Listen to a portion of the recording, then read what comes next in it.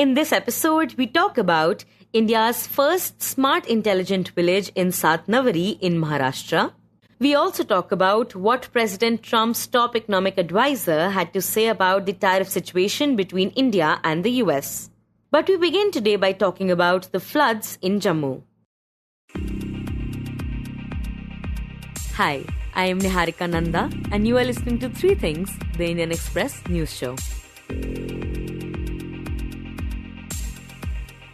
On 26th and 27th of August, Jammu's Reasi and Doda districts were hit by flash floods triggered by heavy rains. At least 41 people, most of them Vaishno Devi pilgrims, died in the floods that devastated the region. Heavy rains also caused a landslide near Adkunwari en route to the Vaishno Devi shrine, and victims were forced to take shelter under an iron shed. According to the authorities, rescue operations at the site are underway. Debris is being cleared and search is on for those who are feared to be trapped underneath. To understand the current situation in Jammu and learn more about the rescue operations, we are joined by the Indian Express's Arun Sharma. Arun, can you tell us what exactly happened in Jammu a couple of days back when heavy rains triggered these floods? Jammu received the heaviest ever rainfall since during the past 1 century, I can say. Well, in 100 years. So no one had seen such a heavy rainfall in Jammu and its other districts basically. So weather department had already issued a warning. First warning alert had come on August 13. They said that there will be heavy rainfall on August 14 and 15 over Jammu province and in parts of Kashmir. Accordingly, administration ordered closure of the schools. All government and private schools were closed on 14th. But on 14th morning, a cloudburst hits a village called Chashoti in border area of Kishtwar. 65 people were killed, more than 100 they got missing, nearly 100 they got injured and hospitalized. The rescue operation is still going on there. And despite warning, first the yatra was not stopped. Schools were closed all over the region, but the yatra was not stopped. And out of 8,000 pilgrims, 6,000 had to get themselves registered online. Only 2,000 slots were kept for people who come on the spot and so that they are registered and allowed to go. Know what happened on August 14? Out of 6,000 slots which were to be filled online, only 5 people had got themselves registered. You see how the management took place. And when cloudburst took place, there were not 8,000. There were nearly 15 to 20,000 people in the area, right from Gulabgarh, the road up to the temple. Some were going, some were coming. So when cloudburst took place, what the eyewitnesses say that people tried to run, but their vehicles were there, shops were there, tents were there. No one could find way to run, basically. And this is how the calamity took place and toll was high. So these deaths or these casualties could have been avoided had they adhered to the warnings already issued by the weather department. Right, and this concern was also expressed by CM Omar Abdullah, right? But then why was the yatra not stopped even after these warnings? Yes, CM has already expressed concern. Even his political party, National Conference, is also saying the same thing. Other parties also expressing concern and questioning that why the yatra was not stopped. Yes, one shall fix the responsibility basically. Who is responsible for not holding the yatra? And many people say that the reason behind not stopping the yatra despite alert about inclement weather forecast was that to have maximum number of yatris visiting the holy shrine. So many people say that instead of being concerned about the welfare and safety of the pilgrims, official organizations meant to monitor the yatra are now indulging in number game to have a maximum number of yatras during their period visiting the shrine. This is what the people are saying. Right, and tell us about the rescue operations. What has been happening since the last 3-4 days and what is the current status? Situation is limping back to normal basically with water level in rivers receding, nalas receding, and army, security forces, police, and SDRF, NDRF, and other local volunteers, they are already in various areas, especially in low-lying areas where water had created flood-like situation and it had entered even the residential houses, commercial establishments. Rescue operation is going on. By and large, situation is limping back to normalcy. Power supply has been restored. Drinking water supply is also being restored. But yes, road communication is still a problem because the number of bridges on Jammu-Pathankot National Highway, they have got damaged basically. And similarly, between on Jammu-Srinagar National Highway, there were landslides and shooting stones which were hampering the road restoration work. Vehicular traffic between Doda and Kishtwar National Highway is also off because the road is damaged at various places. To have complete normalcy, 100% normalcy will certainly take time because a lot of government infrastructure and big infrastructure has got damaged. But to say that life is crippled or it is disturbed, one can't say this. Still schools and educational institutions are closed, but life is limping back to normalcy and the rescue operations are still going on. And Arun, the road connected to the Jammu Tawi bridge has been washed away once again, something that has happened multiple times before. And even CM Abdullah mentioned it in a post on X. So do we know why this keeps happening? First of all, let me tell you that this bridge was inaugurated by Umar Abdullah himself when he was Chief Minister, heading the National Congress coalition government in 2013. And the problem in this bridge is that bridge is okay. Bridge is not damaged. Basically, every time it is the embankment or the road approaching the bridge gets washed away whenever there are floods in River Tavi. Exactly an year after its inauguration in 2013, the same spot was washed away in 2014 floods, when floods hit the state. Then in 2016 also the same spot damage was done. And in 2025, again it is the same spot. The problem is that while constructing the bridge and the road leading to that bridge basically is between Belicharana and Bhagwati Nagar area. It connects Bhagwati Nagar side to Belicharana and then to Nehru Market and Gandhi Nagar. Earlier, in the absence of the bridge, people had to take a long way to reach Gandhi Nagar side.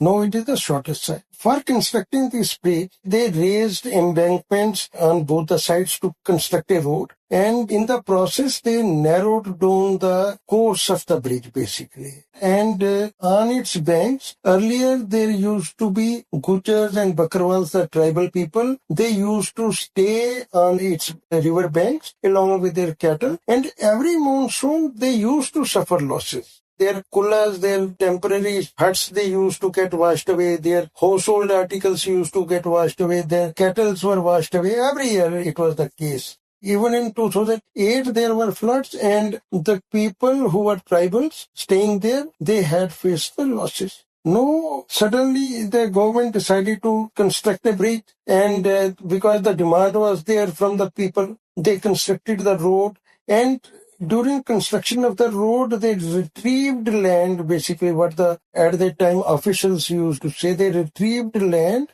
out of the riverbed. And on the retrieved land, what is there now? Are residential colonies, basically, the Pakka houses. But in the process of retrieving land out of the riverbed, you are narrowing down the river. And whenever water will increase, it will certainly go somewhere. So this is how damage is being done there.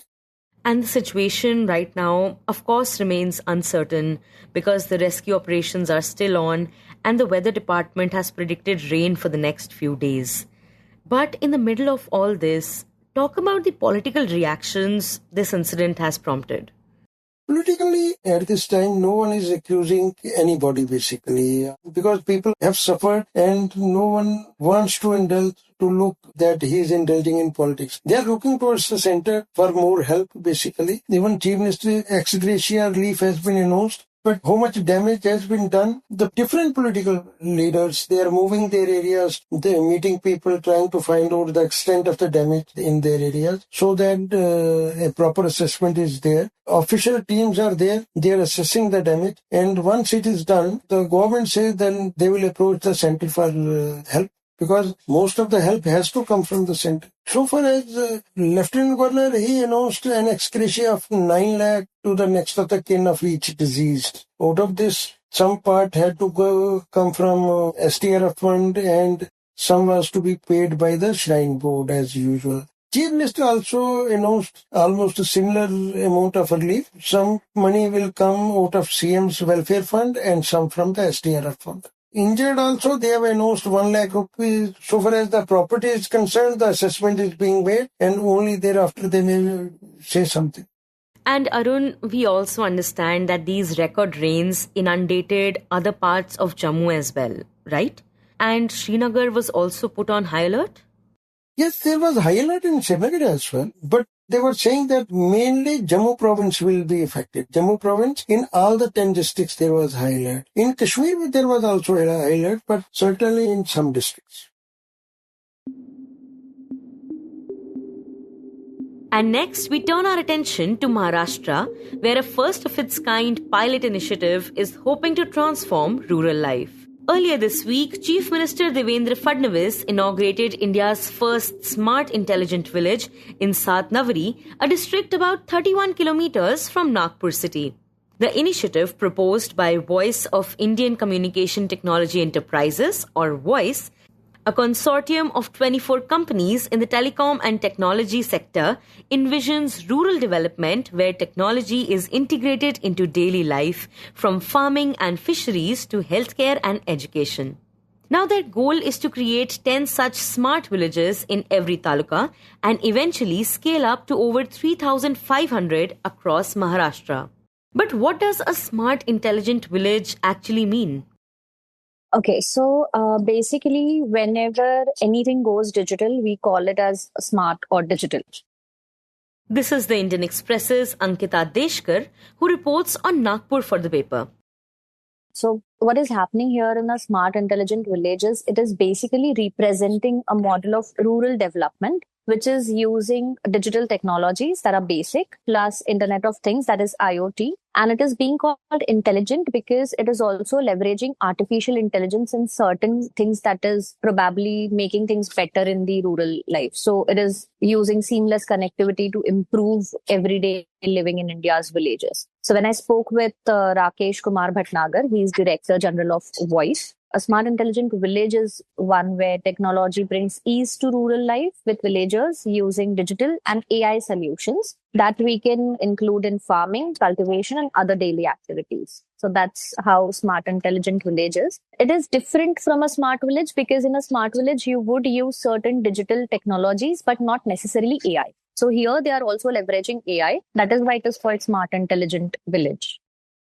Now, to understand the multiple interventions being tested in Satnavari and the challenges that come with it, my colleague Ichha Sharma speaks to Ankita in this segment. Ankita, could you start by telling us why has the Satnavari district been chosen for this project? So in Satnavari, as discussed by CM Devendra Fadnavis in his speech as well, so Satnavari was chosen because this pilot project in this particular village, it can host multiple smart interventions. Now, when you have to make certain interventions, you have to make sure that this village has certain sites that can fulfill the criteria. For example, they wanted a pond. They also wanted agricultural land, schools, Anganwadi, community spaces where all these interventions can be effectively implemented. And hence, since Satnavari had everything which they sort of envisioned, so this particular village was selected for this. Right, and we understand that the project is bringing a host of new technologies together. So could you just talk a bit about them and also how are they expected to change the day-to-day life in the villages?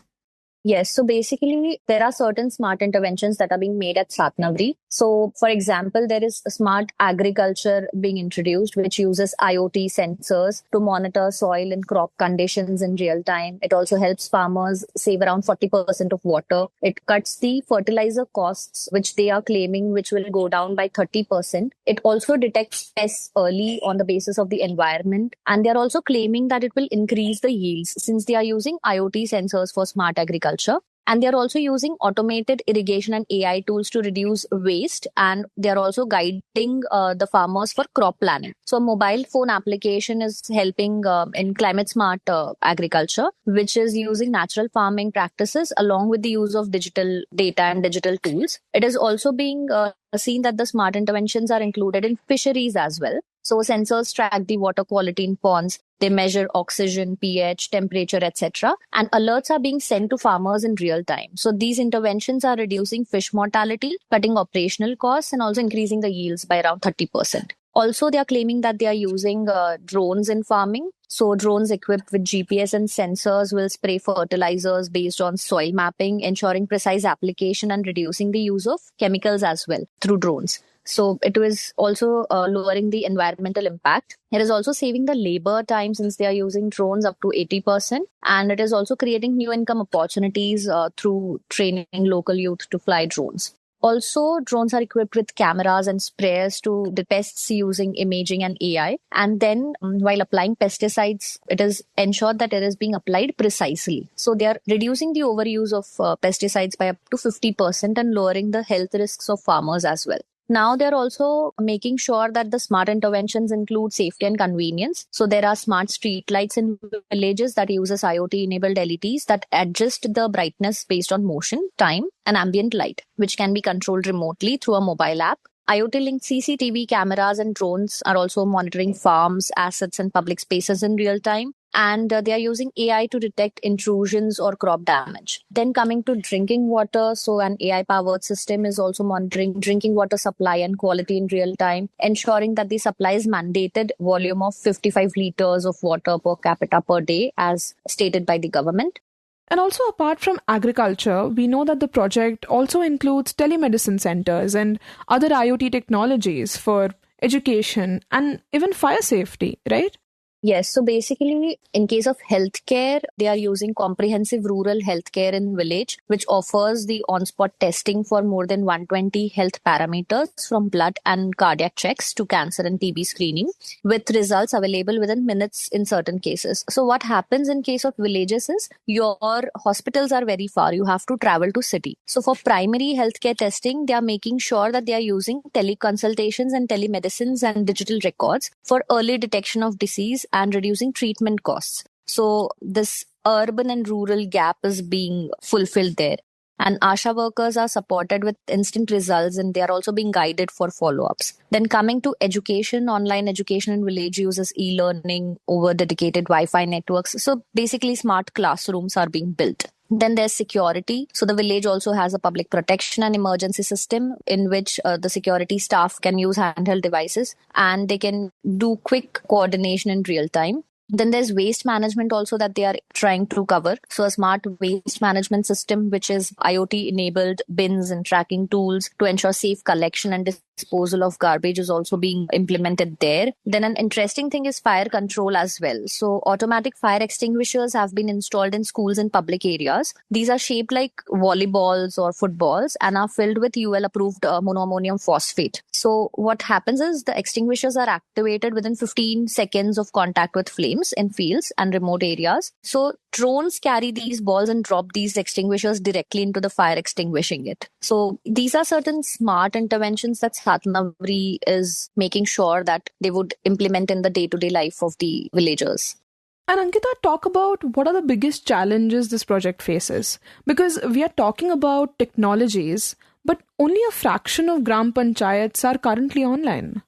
So this is definitely a challenge because providing strong and seamless internet connectivity, especially in Maharashtra, where about 3,750 Gram Panchayats are currently online, and they also rely on public networks. So obviously there are challenges like lack of maintenance of optical fiber cables, poor bandwidth availability. So a lot of stress is being given on BharatNet, But in phase one, BharatNet implementation was completed 5-6 years back, and phase two implementation is still going on. And in Maharashtra, as I said, there are only 3,750 gram panchayats which are active, and hence it will take more time than we can probably imagine to get all these things online. And it is not just about BharatNet, but like there are four major network players. There's Jio, there's Airtel, Vodafone Idea, and BSNL. And 5G is available with only Vodafone Idea and Airtel. So we don't know if these players would also participate in converting these villages into smart, intelligent villages. And even if it looks very good on paper, it will take a long time for implementation. Right, and also CM Fadnavis has promised 10 smart villages per taluka, and each smart village is estimated to cost around 50 lakh rupees. So how will the project progress? And also, how does the financing work for this? So currently this one pilot project that has been developed with no cost to government. So basically government is not paying anything. It's just overseeing the implementation of this particular project. So now what has happened is around 24-25 companies, startups and small scale businesses have participated in this. And they have contributed their resources to develop smart, intelligent village. Now, what's happening here is they are not expecting anything from the pilot project. But obviously, if we develop 10 villages in every taluka, they'll expect something when the initiative becomes big. So what's happening here is they will be doing a tender process in the future. And the average cost for building a smart village is around 50 lakh rupees. So what we are seeing is also going to be a hurdle in future because the estimated cost is around 50 lakh and the implementation is not very sure. So there are some unanswered questions about how the long-term funding will work. How is the community ownership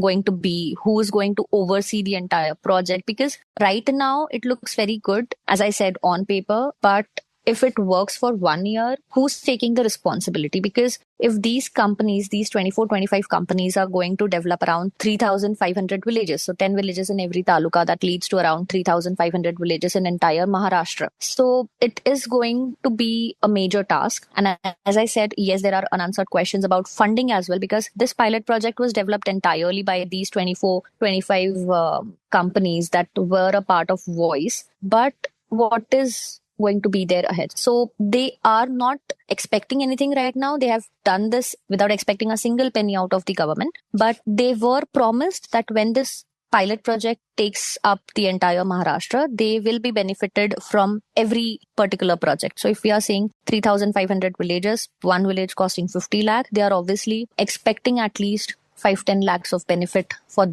them as well. And as I said, there are unanswered questions about community ownership as well. So we are going to see a lot of problems of how this particular project keeps running in the long-term business. Because 1 year down the lane, it's fine. But if we look up like 5 years down the lane, 10 years down the lane, it is going to be very difficult keeping it running. Right. And Ankita, another thing is the skill that is required to keep these technologies functioning. So how are they planning to train locals for this?